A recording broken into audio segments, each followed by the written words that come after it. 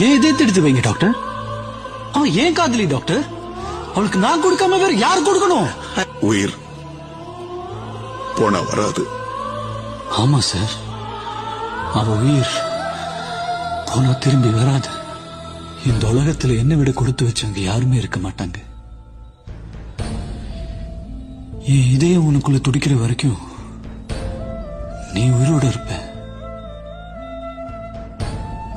என் இதய துடிப்பு என்னைக்கு நிக்குதோ அந்த நிமிஷம்